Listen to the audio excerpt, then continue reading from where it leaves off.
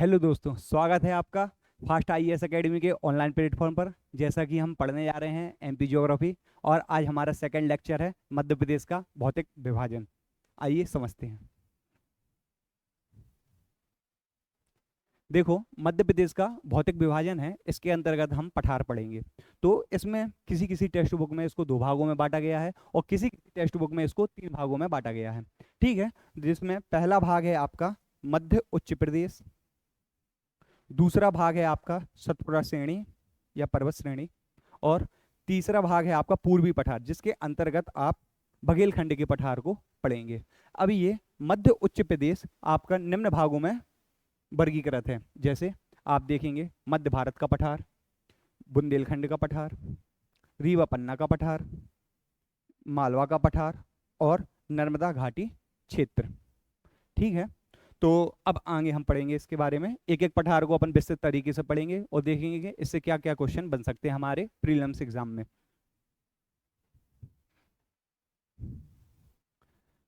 ठीक है, ये देखिए, इस आधार पे हमने बांटा था कि मध्य प्रदेश का जो भौतिक विभाजन है, इसमें हमने देखा है कि एक मध्य उच्च प्रदेश है, जिसके अंतर्गत हमने मध्य भारत के पठार को पढ़ना है, बुंदेलखंड के पठार को पढ़ना है, मालवा के पठार को पढ़ना है, रीवा पन्ना पठार और नर्मदा घाटी क्षेत्र।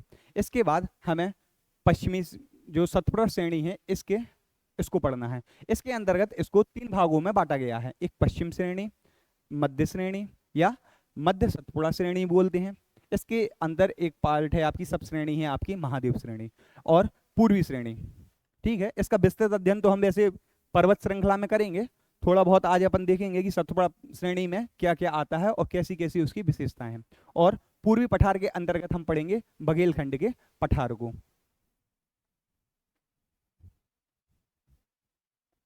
ठीक है, अब हम पढ़ते हैं मध्य भारत के पठार को।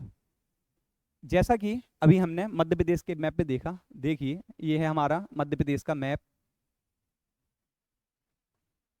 तो ये वाला हिस्सा हमारा क्या दर्शाता है? मध्य भारत के पठार को दर्शाता है। ठीक है, तो आप देखिए इसकी पहली विशेषता क्या है। अगर भौगोलिक स्थिति देखी जाए तो यह मध्य प्रदेश के कहां पर स्थित है? उत्तर तथा उत्तर पश्चिम। ठीक है, कहां पर स्थित है हमारा? जियोग्राफिकल लोकेशन इसकी है नॉर्थ एंड नॉर्थ वेस्ट। मतलब ये पूछा जा सकता है कि मध्य भारत का पठार मध्य प्रदेश में कहाँ स्थित है।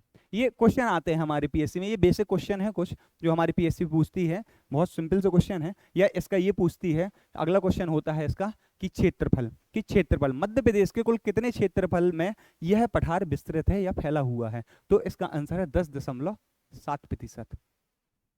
ठीक है, अब इसके बाद अगर हम देखेंगे इसका फॉर्मेशन इसका हुआ है बिंद शैल समूह तथा बेसाल्ट चट्टान पे। अब अपना ये फॉर्मेशन आया। देखो, एक ज्योग्राफी का आपका कॉन्सेप्ट है कि यही हम समझ लेते हैं, बाकी पठारों में आपको आसानी रहेगी। तो देखिए, अपना जैसे एक कालक्रम होता है, जैसे आपने इतिहास में देखा होगा, प्रागैतिहासिक काल, मध्य पाषाण काल, ऐसे आपने आधुनिक काल, कई प्रकार के काल देखे होंगे। उसी प्रकार क्या है जो हमारी ज्योग्राफी है, इसमें भी चट्टानों को एक काल डिवीजन में बांटा गया है कि जब जो प्रारंभ में जब पृथ्वी से लावा निकला अपने गर्भगृह से, तो लावा निकला, लावा के निकलने के बाद चट्टानों का निर्माण हुआ। तो सर्वप्रथम जैसे ही लावा निकला, लावा के निकलने के बाद सबसे पहले एक चट्टान का निर्माण हुआ जिसे अपन आर्कियन क्रम की चट्टान बोलते हैं। किस क्रम की? आर्कियन क्रम की। ठीक है, फिर इसके बाद जो प्राथमिक चट्टान है, इसे प्राथमिक चट्टान भी कहते हैं, आर्कियन क्रम की चट्टान को। और इसके बाद धीरे धीरे चट्टानों में क्या होता गया? अपर्दन और निक्षेपण होता गया, धीरे धीरे वह उनका विस्तार होता गया। तो अपर्दन के क्रम से यह फिर धारवाड़ क्रम की चट्टान है, फिर कुड़प्पा क्रम की चट्टान,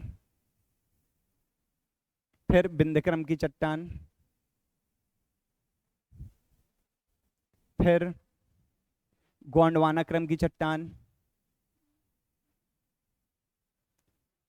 तो ये एक क्रम है, और यही क्रम का कुछ कुछ भाग अपने मध्य प्रदेश में भी पाया जाता है। आप देखिए जो आर्कियन क्रम की चट्टान है, अगर इसका विस्तार देखा जाए मध्य प्रदेश में, तो आपका जो बुंदेलखंड का पठार हम जो आगे पढ़ने वाले हैं वहाँ मिलेगा कि बुंदेलखंड की जो चट्टानें हैं, और ये आर्कियन क्रम की चट्टान, आर्कियन क्रम की चट्टानों में अपनी फेमस चट्टान है ग्रेनाइट, वह नीस की चट्टान है। और इसी के साथ अपन देखेंगे कि जो धारवाड़ क्रम की चट्टान है, ये हमारे मध्य प्रदेश में कहाँ पाई जाती हैं, तो ये धारवाड़ क्रम की चट्टानों का विस्तार हमारे मध्य प्रदेश में जबलपुर, बालाघाट वाले जिलों में है। ठीक है। और फिर हम देखेंगे कोड़प्पा क्रम व विंध्यन क्रम की, जो अपने हीरे हैं वो हीरे विंध्यन और कोड़प्पा क्रम में चट्टानों के मिक्स रूप में पाए जाते हैं। इन्हीं क्रम चट्टानों का प्रतिफल यह है कि हमारे मध्य प्रदेश में हीरा पाया जाता है। और गोंडवाना क्रम की चट्टान, और गोंडवाना क्रम की चट्टानें आपकी मध्य प्रदेश में भी काफी पार्ट में पाई जाती हैं, जिसमें जबलपुर आपका एरिया प्रमुख है।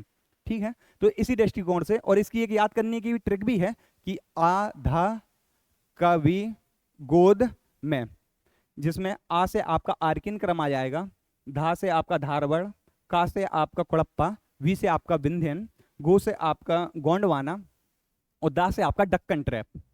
तो ये आपके चट्टानों का कुछ क्रम है कि ये क्रम की चट्टान अपने काल के अनुरूप बांटी गई हैं, और अपने काल के विभाजन के अनुरूप इन चट्टानों को वर्गीकृत किया गया है। ठीक है। तो अब जहां भी आएगा तो हमें, मुझे लगता है कि आप लोगों को ये समझ में आ गया होगा। ठीक है। और आपने शायद अपनी टेक्स्ट बुक में ये ट्रिक नोट कर ली होगी। ठीक है। अब देखेंगे मध्य भारत के पठार का विस्तार। जैसे आप देखेंगे कि इसकी सबसे हाईएस्ट पीक क्या है, अगर हाईएस्ट पीक देखी जाए तो टोंगरा, ये मध्य भारत के पठार की सबसे हाईएस्ट पीक है। और यह कहाँ पर पाई जाती है, कहाँ पाई किया जाती है, स्थित है, ये श्योपुर डिस्ट्रिक्ट में स्थित है। और अगर मेजर डिस्ट्रिक्ट देखी जाए तो हमारे कौन कौन से मेजर डिस्ट्रिक्ट हैं जो मध्य भारत के पठार के अंतर्गत आते हैं, ये आपका क्वेश्चन आ सकता है प्री में कि कौन सा डिस्ट्रिक्ट आपके मध्य भारत के पठार में है या कौन सा डिस्ट्रिक्ट आपके मध्य भारत के पठार में नहीं है। तो नीमच, श्योपुर, मुरैना, भिंड, ग्वालियर और शिवपुरी, ये सभी डिस्ट्रिक्ट आपके मध्य भारत के पठार के अंतर्गत आते हैं। फिर इसके बाद हम देखेंगे क्लाइमेट, कि इस पठार में किस प्रकार की क्लाइमेट पाई जाती है। तो यहाँ पे कॉन्टिनेंटल क्लाइमेट पाई जाती है। अब इसको समझिएगा अच्छे से, ये क्या कहलाती है, हिंदी में से बोलते हैं महाद्वीपीय जलवायु। देखो महाद्वीपीय जलवायु अगर कहीं आ जाए तो हमें एक चीज का अनुमान लगाना है कि महाद्वीप जलवायु वह जलवायु कहलाती है कि जिसमें गर्मियों में अत्यधिक गर्मी होती है और ठंडियों में अत्यधिक ठंडी होती है। जैसा कि आपको पता है कि ग्वालियर क्षेत्र है, जो चंबल वाला क्षेत्र है, उस जगह आप देखिएगा तापमान गर्मियों में 47 या 48 डिग्री चला जाता है, और आप देखिएगा ठंडियों में वहाँ का तापमान बहुत ही न्यून हो जाता है ना। तो वो किस कारण है, महाद्वीपीय जलवायु। तो ये आपका फैक्चुअल क्वेश्चन है, और ये आपका सीधे सीधे प्री मेंस कहीं भी आपके हमेशा काम आएगा।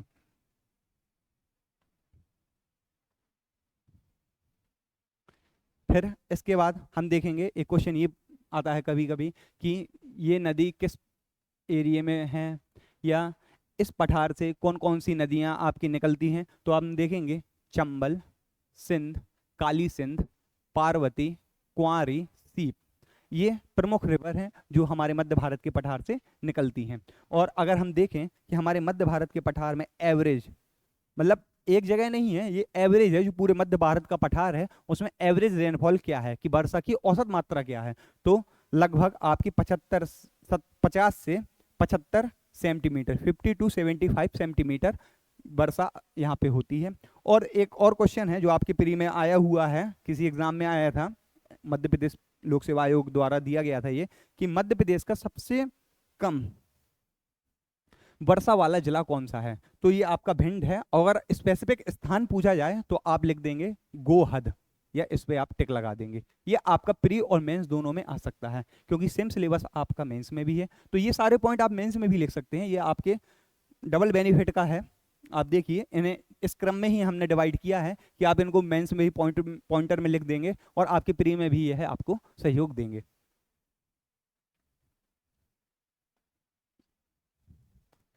फिर देखिए, अब एक चीज आप समझिए कि जहां पे वर्षा की मात्रा हमने देखा है कि यहाँ पे वर्षा कितनी होती है, लगभग 55 से 75 या लगभग सेंटीमीटर वर्षा यहाँ पे होती है। तो आप देखिए जहाँ पे वर्षा की मात्रा कम होगी वहां पर आपके शुष्क कटीले पर्णपाती वन पाए जाएंगे, मतलब ड्राई थॉर्नी डेसिडियस फॉरेस्ट, जैसे आपके खैर, बबूल और पलास, ये आपके वृक्ष यहाँ पे पाए जाएंगे। और अगर यहाँ की मिट्टी देखें तो यहाँ की मिट्टी कैसी मिट्टी है, यहाँ की मिट्टी जलोढ़ व कछारी मृदा है, जिसे एलुवियल सॉइल बोलते हैं। क्यों है? क्योंकि यहाँ पे जलोढ़ मिट्टी आपकी नदियों के द्वारा बहाई कर लाई हुई मिट्टी होती है। जलोढ़ मिट्टी कौन सी मिट्टी कहलाती है? वह मृदा जो आपकी नदियों के द्वारा बहा के लाई जाती है, और ये बहुत ही उपजाऊ मृदा होती है। इसलिए यहाँ पे मतलब आप देखिए ना कि यहाँ पे सरसों की खेती अधिक होती है, तो यहाँ की फर्टाइल भूमि भी है आपकी। और फिर हम देखेंगे, जैसे आप फसल देखिए, तो इस एरिया की प्रमुख फसल है सरसों। जैसे आप जानते हैं कि मुरैना डिस्ट्रिक्ट है आपका, बहुत ज़्यादा सरसों का उत्पादन करता है वहाँ पे, ठीक है। ज्वार, तिल, गेहूँ, ये यहाँ की प्रमुख फसलें हैं। और पर्यटन की दृष्टि से देखा जाए मध्य भारत के पठार को, तो पर्यटन यहाँ पे सास बहू का मंदिर, माधव नेशनल पार्क, ग्वालियर दुर्ग, जयविलास पैलेस। अब आपका एक काम है कि कमेंट सेक्शन में आप मुझे बताएं कि मध्य भारत के पठार में या ग्वालियर शिवपुरी क्षेत्र या श्योपुर क्षेत्र में कौन कौन से ऐसे पर्यटन स्थल हैं, ठीक है। ये आपका काम है और कमेंट में जरूर करिएगा आप लोग। और फिर इसके बाद हम देखें एक समस्या। इस पठार की एक प्रमुख समस्या है जो आपकी प्री में कई बार आपके एमपीपीएससी 2016 और बहुत सारे एग्जामों में ये पूछा गया है कि मृदा अपरदन सबसे ज्यादा किस पठार में देखा गया है। तो आपका मृदा अपरदन है वो सबसे ज्यादा आपके मध्य भारत के पठार में देखा जा रहा है, ठीक है।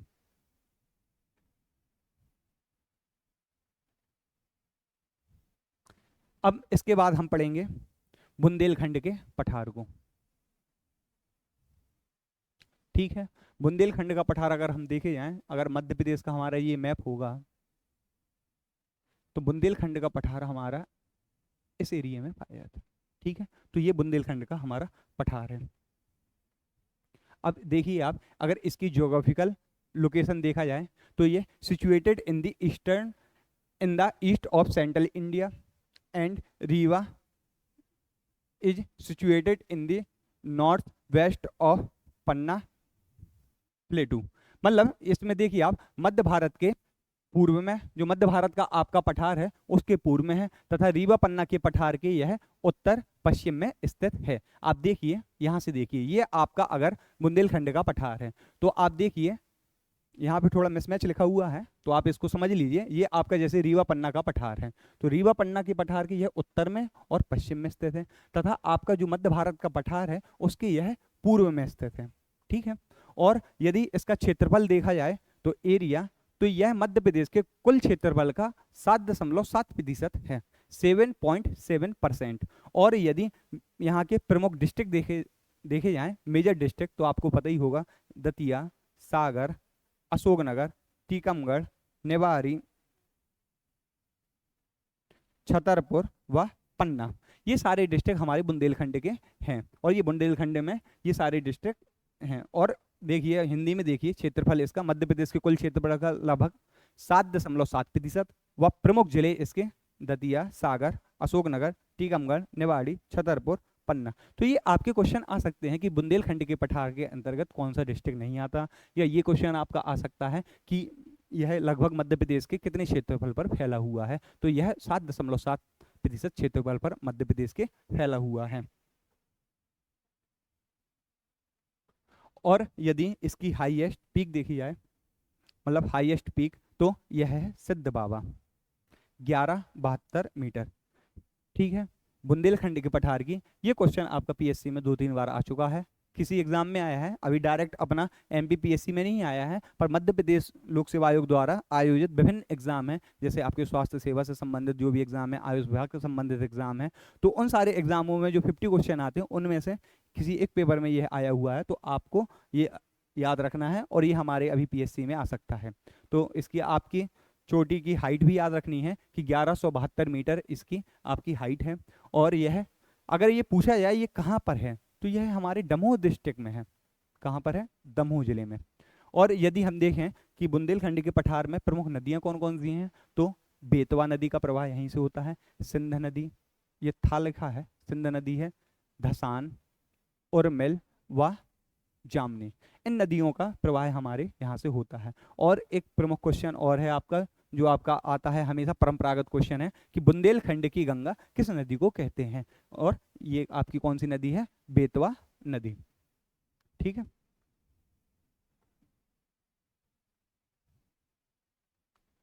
अब इसके बाद हम देखेंगे कौन कौन से मिनरल हमारे बुंदेलखंड के पठार में पाए जाते हैं। तो देखिए, खनिज हीरा आपको पता ही है, पन्ना, छतरपुर, चूना पत्थर पाया जाता है। ठीक है। और ग्रेनाइट की चट्टानें भी यहाँ पे हैं, एक आप ये भी देख सकते हैं, ये बहुत आयात निर्यात होता है इनका यहाँ से। और जलवायु देखिए, तो वही जलवायु महाद्वीपीय जलवायु, या जिसे हम कॉन्टिनेंटल जलवायु या क्लाइमेट बोलते हैं। और इसकी विशेषता अभी हमने पढ़ी थी, क्या विशेषता थी इसकी, कि गर्मियों में अत्यधिक गर्मी होती है तथा ठंडियों में अत्यधिक ठंड होती है। आपने देखा ही होगा कि अभी नौगांव में कितना, मतलब 2 डिग्री या -1 डिग्री या 1 डिग्री या 2 डिग्री के लगभग वहाँ पे ठंडियों में तापमान हुआ था, जो चर्चा का विषय रहा है अभी। लेकिन इसकी आधिकारिक घोषणा तो नहीं हुई है। ठीक है। तो अभी तो अपना जो ये परंपरागत चल रहा है वही चलेगा, पर बता रहे हैं कि यहाँ पे जो महाद्वीपीय जलवायु हो उसकी विशेषता है। और आप देखते हैं कि बुंदेलखंड में कितनी गर्मी होती है और कितनी ठंडी होती है। ठीक है। और औसत वर्षा देखेंगे तो यहाँ पर वही 75 से 100 सेंटीमीटर औसत वर्षा होती है, मतलब वर्षा काफी न्यून है यहाँ पे। अब देखेंगे हमारे बुंदेलखंड के पठार में कौन कौन से वन पाए जाते हैं, कौन कौन से वन पाए जाते हैं, क्या यहाँ की मिट्टी है।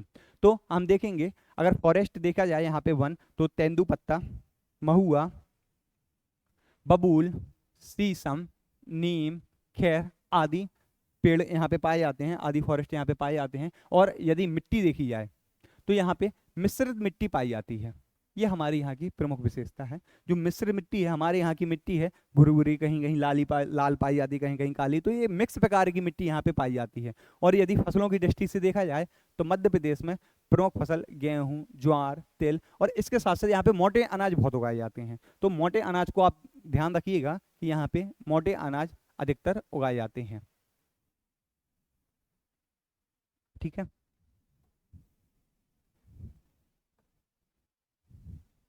फिर इसके बाद अब हमारा आता है मालवा का पठार। सबसे ज़्यादा क्वेश्चन इससे ही आए, क्योंकि आपके जो 20 से 24 का मेंस का सिलेबस था उसमें आपके दो मालवा का पठार और नर्मदा घाटी क्षेत्र, इन दोनों का उल्लेख सबसे ज़्यादा था। तो यहाँ से बहुत सारे क्वेश्चन आपके मेंस में भी आ चुके हैं और आपके प्री में भी। अब देखिए ना कि आपका मध्य प्रदेश लोक सेवा आयोग भी आपके मालवा में है, तो मालवा के पठार से उसका क्वेश्चन बहुत आता है, जिसमें जो काली मिट्टी का क्वेश्चन है वो हमेशा ही आता है। किसी भी वर्ष आप पेपर उठा के देख लीजिए कि काली मिट्टी में कौन सी फसल उगती है, काली मिट्टी कैसी है, काली मिट्टी कहाँ पाई जाती है, गहरी काली मिट्टी किस क्षेत्र में पाई जाती है। तो इससे संबंधित क्वेश्चन हमारे आते हैं एमपीपीएससी में। तो मालवा का पठार उनका फेवरेट पठार है और यहाँ से क्वेश्चन हर साल आते हैं, तो इसको हम अच्छे से समझेंगे। तो मालवा का पठार, अगर भौगोलिक स्थिति देखी जाए तो आप वही देखिए, फिर आप समझिए, आपने बनाया मध्य प्रदेश का मैप, तो यहाँ देखिए ये वाला एरिया आपका मालवा का पठार है। तो अब हम अनुमान लगा लेंगे, जो मध्य प्रदेश है, मध्य प्रदेश के पश्चिमी पार्ट में या वेस्ट पार्ट में हमारा है। और अगर हम देखेंगे जो मध्य भारत का पठार जो हमारा यहाँ था ना मध्य भारत का पठार, तो इसके हम कहाँ पर हैं, दक्षिण में है। ठीक है। फिर आपका जो बुंदेलखंड का पठार था, बुंदेलखंड के पठार के भी हम वेस्ट में हैं। और जो आपकी नर्मदा घाटी क्षेत्र है, हमने पहले मैप में देखा था, तो उसके ये कहाँ पर है, उत्तर में स्थित है। तो ऐसे ही एक हम पॉइंट बनाएंगे अपना, ये आपके मेंस के लिए भी है और ये आपके प्री के लिए भी बहुत इंपॉर्टेंट है। ठीक है। तो कभी भी वो आपसे लोकेशन पूछ सकते हैं, तो आपको मैपिंग बहुत क्लियर होनी चाहिए। ज्योग्राफी में मतलब मैपिंग मतलब ऐसा है कि आपको अगर मैप बनाना आ गया तो आपके बहुत सारे कॉन्सेप्ट क्लियर हो जाएंगे कि नदी में कैसा है, कहाँ आपकी पर्वत श्रृंखला जा रही है, किस किस मैप में मैप के अनुसार ही आप मिट्टियों को याद कर सकते हैं, जलवायु को याद कर सकते हैं। तो आपकी जो ज्योग्राफी है वो आपकी मैप पे ही निर्भर करती है। ठीक है। तो अब इसके बाद हम देखेंगे यहाँ का क्षेत्रफल, कि कितना क्षेत्रफल। तो यह आपका मध्य प्रदेश के सबसे ज्यादा भाग में फैला हुआ है। ये भी आपका क्वेश्चन आ सकता है कि ऐसा कौन सा पठार है आपका जो मध्य प्रदेश के सर्वाधिक ज्यादा भागों में फैला हुआ है। तो आप देखिए, यह मध्य प्रदेश के क्षेत्रफल के लगभग 28.62% भाग में क्या हो फैला हुआ है। ठीक है, एक सेकंड पानी पी लो।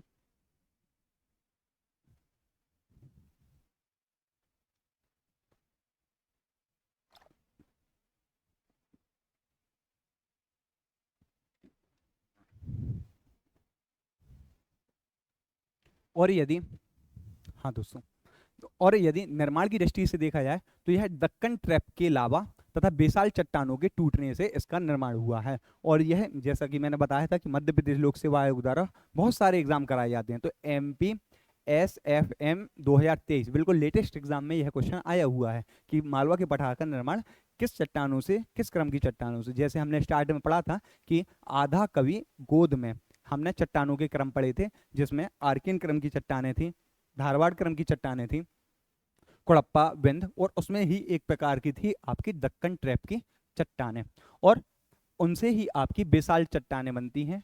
और जब भी बेसाल चट्टानें होती हैं, इनका जब भी अपर्दन या निक्षेपण होता है तो उससे कौन सी मिट्टी का निर्माण होता है? काली मिट्टी का निर्माण होता है।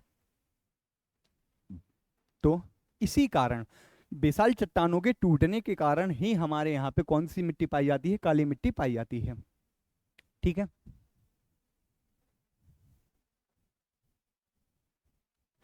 अब देखेंगे हम कि मालवा के पठार की सबसे ऊंची चोटी कौन सी है। ये आपकी सिगार चोटी, जो सिगार पीक आपकी 881 मीटर की है आपकी। ये आप जब भी जाना पाओ जाओगे तो वहाँ पे आपको देखने को मिलेगा 881 मीटर की चोटी जो आपकी सिगार पीक है। जाना पाओ चोटी भी है, यहाँ पे 2-3 चोटी हैं जो बड़ी है, लेकिन सबसे बड़ी आपकी सिगार पीक है। फिर इसके बाद यदि मेजर डिस्ट्रिक्ट देखा जाए आपके मालवा के पठार में कौन कौन से हैं, तो इंदौर इम्पोर्टेंट, आपका उज्जैन, देवास, आगर मालवा, रतलाम, धार, झाबुआ, ये सारे आपके किसके अंतर्गत आते हैं? मालवा के पठार के अंतर्गत आते हैं।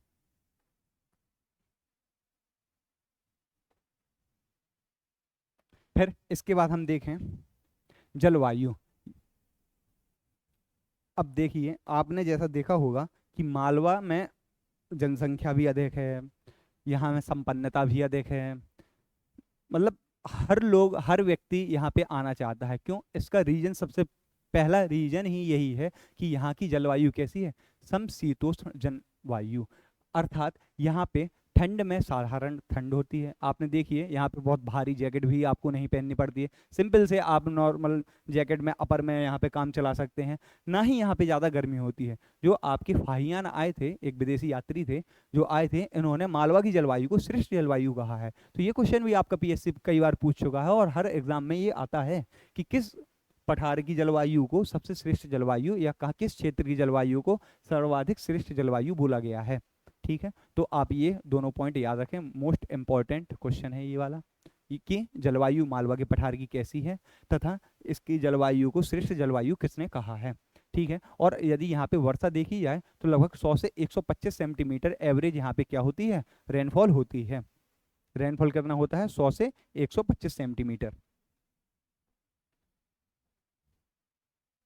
अब हम यहाँ पे देखेंगे, यदि अगर वन की दृष्टि से देखें हमारे यहाँ पे फॉरेस्ट, तो शुष्क पर्णपाती वन, जिसमें ड्राई डेसिडुअस फॉरेस्ट, जिसमें आपके बबूल, पलास, तेंदुपत्ता आदि आते हैं।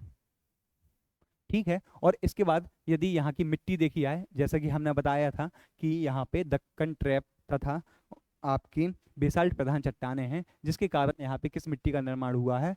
काली मिट्टी का निर्माण हुआ है। और ये आपका क्वेश्चन MPPSC 2021 में आया। 2020 में भी एक सेम ही क्वेश्चन आया था।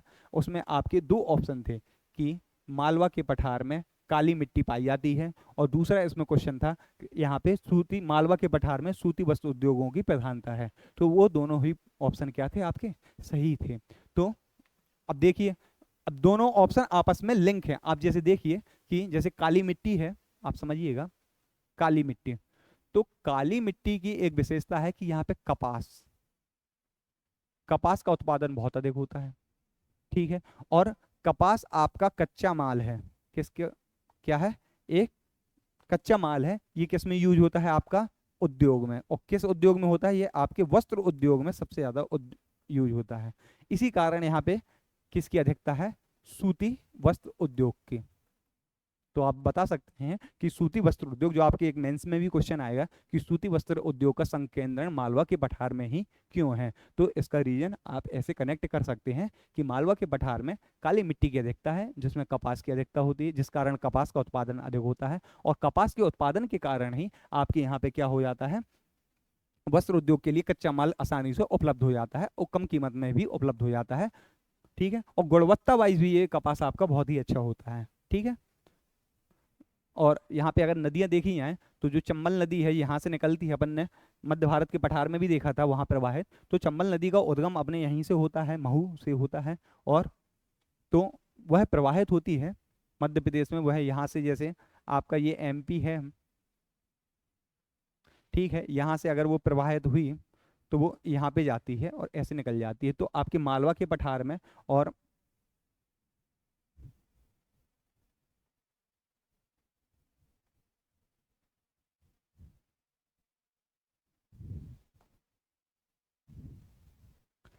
ठीक है, आप देखिए जो आपका अगर मध्य प्रदेश का मैप है, आप समझिए इस चीज को कि आपके मालवा के पठार में यहाँ से आपकी चंबल नदी का उद्गम हुआ, तो चंबल नदी आपकी यहाँ से जाती हुई ऐसे राजस्थान से होती हुई फिर आती है और फिर ऐसे आके यहाँ से प्रवाहित हो जाती है, तो यह दोनों ही एरिया को क्या करती है, कवर करती है। आपके मालवा के पठार को भी यह कवर किया है और इसने मध्य भारत के पठार को भी कवर कर रखा है। ठीक है, फिर इसके बाद हम देखेंगे, अब मालवा के पठार में हम देखेंगे कौन कौन सी फसल होती हैं। तो देखिए जैसा कि हमने पढ़ा था कि यहाँ पे क्रॉप सोयाबीन, एक सोयाबीन, आप ये भी देखिए सोयाबीन का भी सर्वाधिक उत्पादन आपके कहाँ पे होता है, मालवा के पठार में होता है, और ये भी आपका यहाँ का पीएससी के द्वारा ये क्वेश्चन आपका पूछा जा सकता है, और ज़्यादा भी है, कई बार पूछा भी गया है। ये कॉटन, जैसा कि मैंने अभी बताया था कि काली मिट्टी है तो यहाँ पे कॉटन ऑब्वियसली होगा ही। फिर इसके बाद आप देखेंगे गेहूँ, ज्वार तथा मूंगफली आदि प्रमुख हैं, और मूंगफली का अगर क्षेत्र देखना पड़ेगा तो आपका खंडवा खरगोन वाला क्षेत्र भी है, बड़वानी भी है, और यहाँ पर भी देवास, काफ़ी क्षेत्र हैं जो आपके यहाँ पे पाई जाती हैं। और यदि पर्यटन देखा जाए तो देखो आपको पर्यटन सभी जगह के आपको कमेंट में बताने हैं, मैंने आपको कुछ कुछ बताए हैं, बाकी आपको अपने स्थानीय स्तर के कमेंट में करके बताने हैं कि कौन कौन से आपके पठार के एरिया के पास कौन कौन से पर्यटन स्थल हैं।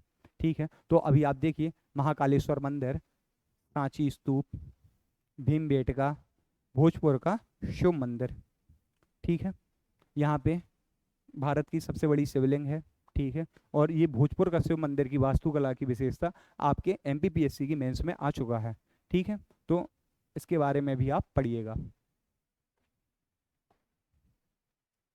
अब इसके बाद हम देखेंगे रीवा पन्ना का पठार। अब अपन फिर मैप बनाएंगे कि ये हमारा मध्य प्रदेश है, हमने देखा था यहाँ मध्य भारत का पठार पढ़ लिया हमने, यहाँ हमने बुंदेलखंड के पठार को पढ़ लिया, ये हमने मालवा के पठार को पढ़ लिया। अब आएगा हमारा रीवा पन्ना का पठार। ठीक है, जैसे आप रीवा पन्ना के पठार को देखिएगा तो आपको यह एक चीज़ क्लियर हो जाएगी कि रीवा पन्ना का पठार अगर जियोग्राफिकल लोकेशन अगर हम पूछें आपसे तो आप देखेंगे कि जो बुंदेलखंड का पठार है, बुंदेलखंड के पठार की यह कहाँ पर स्थित है, ईस्ट में स्थित है, और मध्य प्रदेश के भी यह ईस्टर्न पार्ट में स्थित है। ठीक है, तो स्थिति बुंदेलखंड के पठार के दक्षिण पूर्व में है ना, तो बुंदेलखंड के पठार के दक्षिण पूर्व में स्थित है। ठीक है, और बघेलखंड के पश्चिम में स्थित है, जो आपका बघेलखंड का पठार जो आपका यहाँ है वो उसके पश्चिम में यह स्थित है।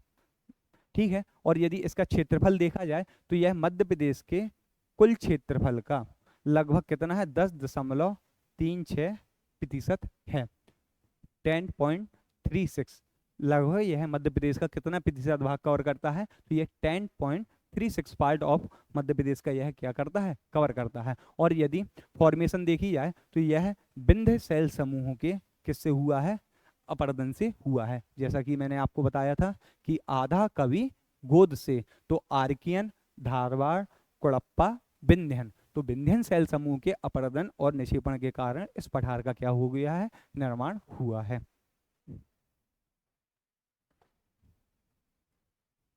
अब देखी जाए अगर रीवा पन्ना के पठार में सबसे ऊंची चोटी देखी जाए तो रीवा पन्ना के पठार की सबसे ऊंची चोटी आपकी कौन सी चोटी है? सद्भावना शिखर। यह क्वेश्चन आपका बहुत इंपॉर्टेंट क्वेश्चन है, पीएससी 2 से 3 बार ये क्वेश्चन पूछ चुकी है। और इसकी हाइट भी, अब इसकी हाइट के आने के सबसे ज़्यादा चांस है, तो ये आप बहुत इंपॉर्टेंट क्वेश्चन है, आप इसको टिक करके रखिएगा, ये आपके प्री में आ सकता है। ठीक है, तो 752 मीटर इसकी क्या है? हाईएस्ट पीक है। और इसको देखो 2 या 3 नाम से भी जाना जाता है। देखो सद्भावना शिखर है, इसका नाम हम गुडविल, है ना, जैसे सद्भावना आपका हिंदी में नाम है, तो गुडविल आप इसको इंग्लिश में भी बोल सकते हैं, गुडविल शिखर। इसके साथ साथ इसको कलूमार, ये आप नाम बहुत कम जगह देखेंगे, कलूमार। क्या नाम है? कलूमार व कालुम्बे। इन अन्य 2 नामों से भी इस चोटी को जाना जाता है, तो आप ये नोट कर लीजिएगा। ठीक है, और यदि प्रमुख जिले देखे जाएं कि रीवा पन्ना के पठार में कौन कौन से, देखो नाम से ही स्पष्ट है, रीवा पन्ना, फिर इसके बाद कटनी, उमरिया, सतना, दमोह, है ना, कौन कौन से? रीवा पन्ना, कटनी, उमरिया, सतना व दमोह। तो ये सारे हमारे डिस्ट्रिक्ट हैं जो हमारे रीवा पन्ना के पठार में स्थित हैं। तो ये क्वेश्चन आपका पहले ही बताया है कि आपका ये क्वेश्चन आ सकता है कि किस पठार में कौन सा डिस्ट्रिक्ट स्थित है या कौन सा डिस्ट्रिक्ट नहीं है, किसी भी प्रकार का ये आपका क्वेश्चन आ सकता है पीएससी में। फिर इसके बाद देखेंगे हम रीवा पन्ना के पठार में कि यहाँ पे कैसी जलवायु पाई जाती है या यहाँ की क्लाइमेट क्या है। तो वही क्लाइमेट हमने आपको बताया था, कॉन्टिनेंटल क्लाइमेट, जिसकी विशेषता आपको पता है कि गर्मी में अत्यधिक गर्मी व ठंडी में अत्यधिक ठंडी। ठीक है, फिर इसके बाद यदि हम वन देखें तो इस क्षेत्र में कौन कौन से फॉरेस्ट पाए जाते हैं। ठीक है, तो यहाँ पे बैम्बू, तेंदू, तेंदुलीफ हो गए, रोजवुड और खेर, ये सारे यहाँ पे क्या पाए जाते हैं? वन। और यहाँ अगर सॉइल देखी जाए तो कैसी सॉइल पाई जाती है? यहाँ पे मिक्स्ड सॉइल इज फाउंड, यहाँ पे कैसी मिट्टी पाई जाती है? मिश्रित मिट्टी पाई जाती है। ठीक है,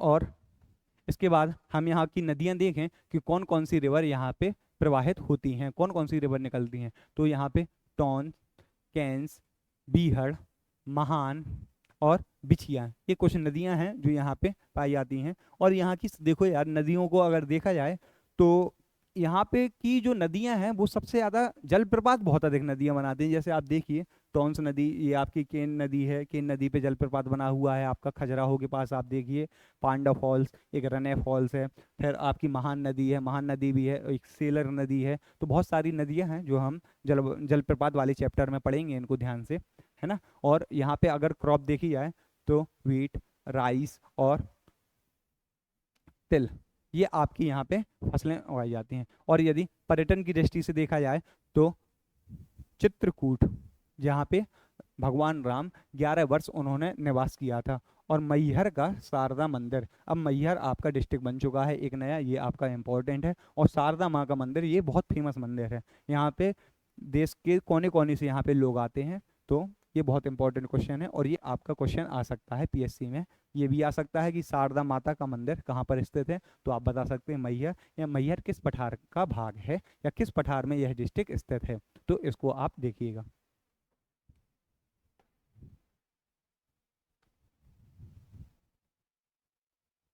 फिर इसके बाद अब हम पढ़ेंगे नर्मदा घाटी क्षेत्र। ठीक है, ये आप देखिए, ये हम फिर से मैप बनाएंगे। यहाँ हमने मध्य भारत के पठार को देखा था, यहाँ हमने बुंदेलखंड के पठार को देखा है, यहाँ हमने रीवा पन्ना के पठार को देखा है, यहाँ हमने मालवा के पठार को देखा है। अब हम इसके बाद मालवा के पठार के जो दक्षिण में है वह नर्मदा घाटी क्षेत्र है। तो इसकी अगर जियोग्राफिकल लोकेशन देखी जाए या स्थिति देखी जाए तो यह कहाँ पर है? मालवा के पठार के कहाँ पर स्थित है? दक्षिण में स्थित है।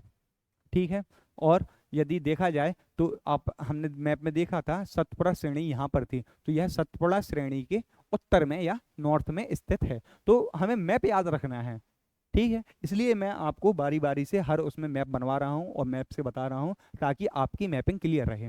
ठीक है, और फिर यदि अगर इसका क्षेत्रफल देखा जाए तो यह है 27.89%। कितना एरिया है इसका? 27.89%।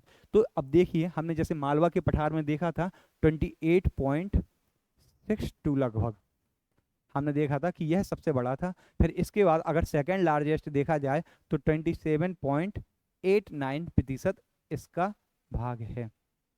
तो ये दूसरे नंबर पे सबसे बड़ा पठार है या क्षेत्र है हमारे मध्य प्रदेश में। ठीक है, और इसका निर्माण कैसे हुआ है? दक्कन ट्रैप सैलो से। इसका निर्माण भी दक्कन ट्रैप की सैलों से हुआ है।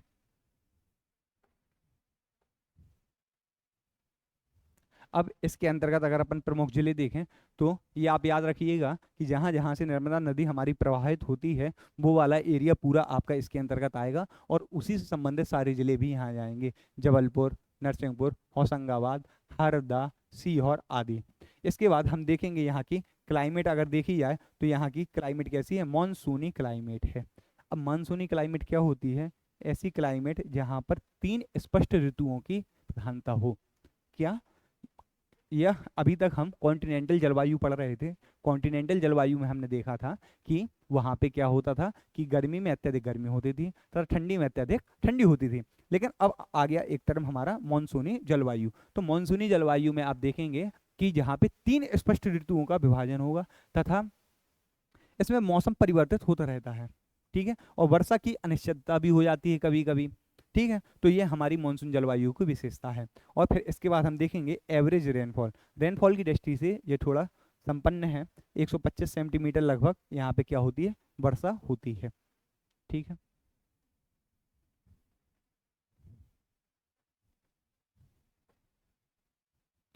अब इसके बाद हम देखेंगे। ठीक है, अब इसके बाद हम यहाँ पे देखेंगे रिवर, कौन कौन सी नदियाँ यहाँ पे हैं। तो आप देखिए नर्मदा और उसकी सहायक नदियाँ भी यहाँ पे मैक्सिमम एरिया में पाई जाएंगी। आप देखिए अगर नर्मदा निकल रही है यहाँ से तो ऑब्वियसली वहाँ की सहायक नदियाँ भी यहाँ पे मिलेंगी। तो आप देखिए तवा, हिरन, शेर, हथिनी और शक्कर व दूधी, ये सारी नदी यहाँ पे क्या होती हैं? प्रवाहित होती हैं। और यदि फॉरेस्ट देखा जाए तो यहाँ पे वन कौन कौन से हैं? सागौन, शाल, तेंदुपत्ता, बांस आदि। बांस आप देखते हैं होशंगाबाद में, ये भी आप होशंगाबाद साल वृक्ष, ये आपके मैक्सिमम पार्ट में यहाँ पे फैले हुए हैं। और यदि यहाँ पे सॉइल देखी जाए तो deep black soil is found in the west of Narmada valley and red soil is found in the eastern region. आप देखिए जो आपका मध्य, ये आप देखिए मैप में एक बार, ये आपके नर्मदा घाटी क्षेत्र है। ठीक है, तो ये एरिया आपका बघेलखंड का पठार का है। ठीक है, और ये एरिया आपका मैक्सिमम क्या का है? मालवा के पठार का है। तो देखिए जो नर्मदा घाटी क्षेत्र है वो मध्य प्रदेश के एक भाग से दूसरे भाग को जोड़ती है। तो इसका जो इस तरफ का एरिया है यहाँ पे आपकी तो क्या पाई जाएगी? काली मिट्टी पाई जाएगी। लेकिन जो ये वाला एरिया है यहाँ पे आपकी रेड और येलो सॉइल भी पाई जाती है। तो इसके जो पूर्व में है नर्मदा वैली के, वो पूर्व में आपकी कैसी मिट्टी पाई जाएगी? आपकी लाल एवं पीली मिट्टी पाई जाएगी। और जो इसके वेस्ट पार्ट है ना, उसमें आपकी कौन सी मिट्टी पाई जाएगी? उसमें आपकी ब्लैक मिट्टी पाई जाएगी। ठीक है, और ये भी आपको याद रखना है कि डीप ब्लैक सॉइल, ये भी क्वेश्चन आता है। ठीक है, अब इसके बाद हम देखेंगे यहाँ पे फसल। ठीक है, क्रॉप देखेंगे तो यहाँ पर भी वही काली मिट्टी होगी तो कॉटन होगा। फिर इसके बाद ग्राउंड नट प्रोड्यूस होगा, और मध्य क्षेत्र में इसके गेहूं, और पूर्वी क्षेत्र में चावल का उत्पादन होता है। ठीक है, पूर्वी क्षेत्र आपका वही बघेलखंड के पठार का एरिया आ जाएगा, और जहाँ पे वर्षा की मात्रा भी क्या हो जाएगी? अधिक हो जाएगी। तो वहाँ पे कौन सी फसल होगी? चावल, क्योंकि चावल की फसल के लिए आपको वर्षा की मात्रा बहुत अधिक चाहिए होगी। और यहाँ पे हमने देखा है जैसे एवरेज रेनफॉल यहाँ पे 1 to 5 सेंटीमीटर है, तो ऑब्वियसली यहाँ पे कैसे चावल की फसल होगी। अब इसके बाद अन्य महत्वपूर्ण तथ्य एक आप देखिएगा कि क्या है? This is the lowest natural land area of Madhya Pradesh. यह आपकी MPPSC 2019 या 20 में ऐसा ही कोई क्वेश्चन आया था आपका एमपीपीएससी के कि मध्य प्रदेश का सबसे निचला प्राकृतिक भूभाग कौन सा है। तो ये आपको याद रखना है कि नर्मदा घाटी क्षेत्र आपका सबसे निचला प्राकृतिक भूभाग है, मतलब औसत ऊंचाई इसकी मध्य प्रदेश में सबसे कम है, या इसमें सबसे निचला पॉइंट मध्य प्रदेश का कहाँ पर स्थित है, आपका नर्मदा घाटी क्षेत्र पे स्थित है।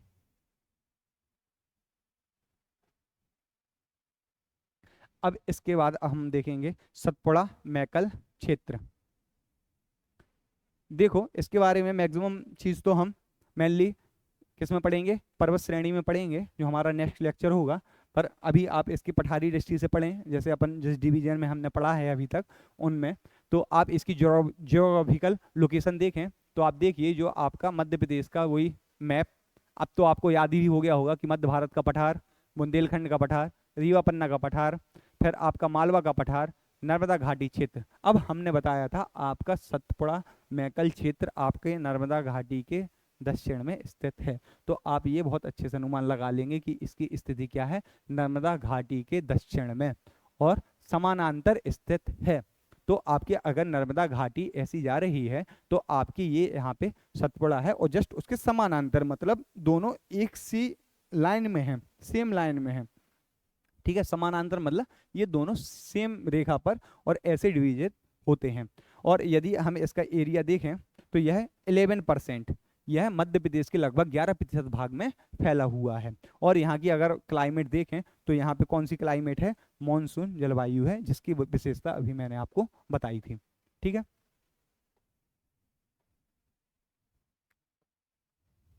अब यदि इसका निर्माण देखा जाए तो दक्कन ट्रैप की चट्टानों के साथ साथ धारवाड़ क्रम की चट्टानों से इसका निर्माण हुआ है। जैसे मैंने आपको बताया था कि जो आपका सतपुड़ा वाला क्षेत्र है, आपको बताया था कि वही अपना जो आधा कवि गोद से आपको ट्रैक बताई थी, उसमें आर्कियन के बाद धारवाड़ आया था, और उसमें एक मैंने आपको जिले का नाम बताया था कि जबलपुर, और जबलपुर के बाद मैंने बोला था बालाघाट, बालाघाट छिंदवाड़ा। तो बालाघाट छिंदवाड़ा में आपकी धारवाड़ क्रम की चट्टानें पाई जाती हैं। तो ये जो आपकी सतपुड़ा पर्वत श्रृंखला है, इसका कुछ भाग आपकी दक्कन ट्रैप की चट्टानों के कारण निर्माण हुआ है, और उसके बाद आपकी धारवाड़ क्रम की चट्टानों के साथ इसका क्या हुआ है, निर्माण हुआ है। तो आप देखिए मध्य प्रदेश में आपका ये वाला पोर्शन है, तो अगर ये यहाँ पर आएगी तो ये वाला पूरा एरिया आपका दक्कन ट्रैप की चट्टानों से निर्मित हुआ होगा, और ये वाला एरिया आपका धारवाड़ क्रम की चट्टानों से निर्मित हुआ होगा, क्योंकि यहाँ आपका बालाघाट व छिंदवाड़ा डिस्ट्रिक्ट है, ठीक है। और यदि यहाँ के प्रमुख वही डिस्ट्रिक्ट देखा जाए तो आपके बालाघाट आ जाएगा, सिवनी आ जाएगा, छिंदवाड़ा आ जाएगा, आपका खंडवा, खरगोन, बुरहानपुर, बड़वानी, ठीक है। और यदि यहाँ की रेनफॉल देखी जाए, ठीक है, तो एवरेज रेनफॉल यहाँ का 125 से 150, मतलब 125 से 150 सेंटीमीटर यहाँ पे क्या होती है, वर्षा होती है। और वर्षा का प्रमुख कारण है ही क्या है, पर्वतीय क्षेत्र है, और पचमढ़ी, पचमढ़ी भी यहीं के अंतर्गत आता है। Highest rainfall of MP.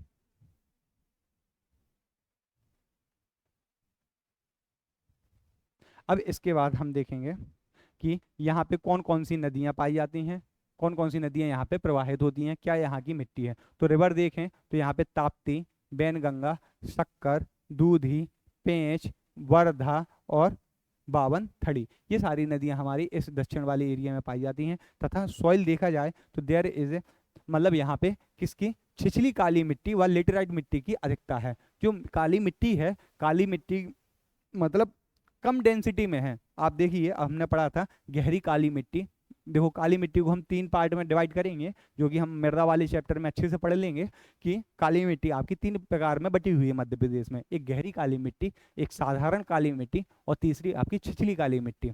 तो ये वाला एरिया आपका छिछली काली मिट्टी पाई जाती है इस वाले एरिया में। और यदि और दूसरा आपका यहाँ पे कौन सी मिट्टी पाई जाती है, लेटेराइट मिट्टी। जैसा कि मैंने आपको बताया है कि यहाँ पे किसकी अधिकता है, रेनफॉल की अधिकता है।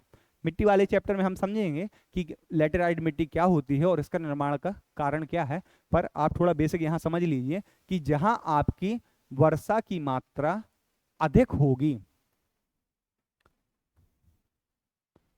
क्या होगी, वर्षा की मात्रा अधिक होगी वहां वहां लैटेराइट मिट्टी की अधिकता होगी, क्योंकि लैटेराइट मिट्टी का प्रमुख गुण ही है कि वर्षा की मात्रा का अधिक होना, तभी इसका निर्माण होगा। लगभग 180 से 200 या 200 से अधिक सेंटीमीटर वर्षा होगी जहाँ पे, वहां पे आपकी लैटेराइट मिट्टी का क्या होगा, निर्माण होगा।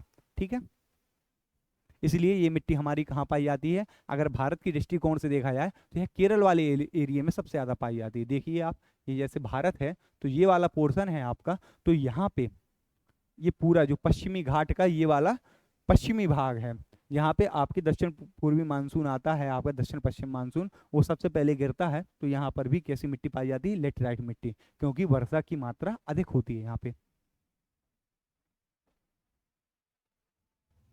अब इसके बाद यहाँ पे देखेंगे विशेष, ये विशेष बिंदु इसका ये है कि ये यहाँ पे खनिजों की दृष्टि से यह संपन्न क्षेत्र है, क्योंकि यहाँ पे खनिजों की बहुत अधिकता है। तो यहाँ पे कौन कौन से, कोल है, कॉपर है, आपके ग्रेफाइट है और मैग्नीज है, ये सारे आपके यहाँ पे क्या पाए जाते हैं, खनिज पाए जाते हैं। तो ये एक कैसा है, खनिज प्रधान पठार है या क्षेत्र है। अब इसके बाद हम देखेंगे हमारा आज का लास्ट पठार, ये है आपका बघेलखंड का पठार।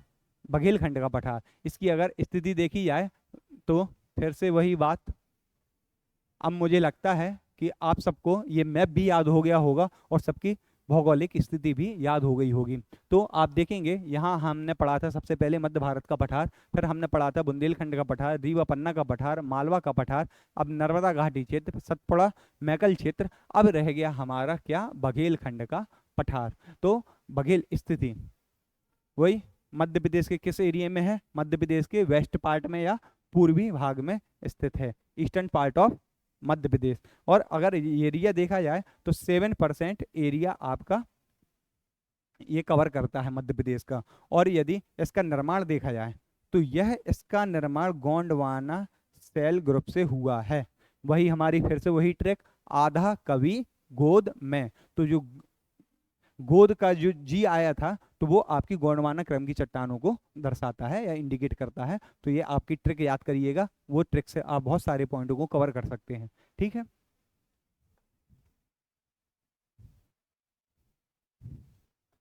अब देखिए बघेलखंड के पठार के अंतर्गत हमारे कुछ प्रमुख जिले आते हैं। इन प्रमुख जिलों में आप देखिए सिंगरौली, सीधी, शहडोल, उमरिया, अनूपपुर, डिंडोरी, ये सारे डिस्ट्रिक्ट हमारे बघेलखंड के पठार के अंतर्गत आते हैं। और यदि हम इसकी क्लाइमेट देखा जाए तो क्लाइमेट कैसी है हमारी, मानसून टाइप। और मानसून टाइप की क्लाइमेट की मैंने आपको विशेषता बताई थी कि 3 स्पष्ट ऋतुओं का होना मानसूनी क्लाइमेट का एग्जाम्पल है, तथा मौसम का भी परिवर्तित होना, ये आपकी मानसूनी जलवायु की क्या है, प्रमुख विशेषता है। और यदि यहाँ की सॉइल देखी जाए तो रेड येलो सॉइल यहाँ पे पाई जाती है, जो कि आपकी MPPSC 2022 का प्रमुख क्वेश्चन है। तो मैंने आपको बताया था कि ये मिट्टी से यहाँ के क्वेश्चन आते हैं, तो आपको ये देखना है, आपको सिर्फ पैटर्न फॉलो करना है कि अगर एक पैटर्न का क्वेश्चन आपका यहाँ से आ गया तो अगले पैटर्न का क्वेश्चन आपका दूसरे एरिया से जरूर आएगा। ठीक है, यदि मिट्टी का क्वेश्चन आपका आया है तो किसी और पठार की मिट्टी का आपका क्वेश्चन पूछ सकते हैं। यदि पीक का क्वेश्चन आपका, चोटी का क्वेश्चन आपका आया है तो किसी और पठार की आपकी प्रमुख चोटी पूछ सकते हैं। और जलवायु का यदि आपका क्वेश्चन आया है तो आपको जलवायु याद रखनी है। तो यहाँ पे कैसी जलवायु, मानसूनी प्रकार की जलवायु है। मिट्टी कैसी है, लाल पीली या रेड येलो सॉइल है। और यदि खनिज देखा जाए तो यहाँ पे कोयला खनिज की क्या है, अधिकता है। ठीक है, और आपकी एक और चीज़ है जो आपने पढ़ा था कि गोंडवाना क्रम की चट्टान है, तो यदि भारतीय संदर्भ में देखा जाए तो 99% पार्ट में जहाँ पे गोंडवाना क्रम की चट्टान है वहाँ पर आपके 99% भाग में क्या होगा, कोयला ही होगा। ठीक है, और मेजर डिस्ट्रिक्ट देखे जाएं इसके तो कौन कौन से हमने देखे थे, सिंगरौली, सीधी, शहडोल, उमरिया, अनूपपुर और डिंडोरी। अब इसके बाद यदि देखा जाए कि यहाँ पे कौन कौन सी वनस्पति पाई जाती हैं, तो वनस्पति देखिए उष्ण कटिबंधीय शुष्क वनस्पति। ठीक है, कैसी वनस्पति पाई जाती है, उष्ण कटिबंधीय शुष्क वनस्पति। और यह उस एरिया में पाई जाती हैं जहाँ पे क्या होती है, वर्षा की मात्रा अधिक होती है। ठीक है, कौन सी, वर्षा की मात्रा जहाँ अधिक होती है तो वहाँ पे अब पेड़ अपने पत्तों को नहीं गिराते हैं, तो इसलिए वहाँ की वनस्पति कैसी होती है, उष्ण कटिबंधीय शुष्क वनस्पति, ट्रॉपिकल ड्राई वेजिटेशन। और इसके बाद इसका एक प्रमुख है विशेष कि सफ़ेद शेरों के लिए बांधवगढ़ राष्ट्रीय उद्यान यहीं पर स्थित है। जो आपका सफ़ेद शेर का है, आप देखिए, और वो आपके बांधवगढ़ राष्ट्रीय उद्यान में पाए जाते हैं, जो कि उमरिया डिस्ट्रिक्ट में है, और वो आपके बघेलखंड के पठार का क्या है, प्रमुख हिस्सा है। और एक और बहुत इंपॉर्टेंट क्वेश्चन है कि कर्क रेखा, जो कर्क रेखा होती है वह इस पठार के मध्य से गुजरती है। आपने देखा होगा कि हमने ये चित्र बनाया था, और कर्क रेखा जो हमने प्रीवियस टॉपिक में पढ़ा था कि कर्क रेखा मध्य प्रदेश के मध्य से गुजरती है। कर्क रेखा आपने देखा होगा 23 डिग्री 30 मिनट, और हमने यहाँ पे बताया था आपको यह कितने डिस्ट्रिक्ट से गुजरती है, 14 डिस्ट्रिक्ट से गुजरती है। तो जो हमारा बघेलखंड का पठार यहाँ पर है, तो आप देखिए ये इसके मिड से गुजरती है। ठीक है, the tropic of cancer passes through the middle of this प्लेटू।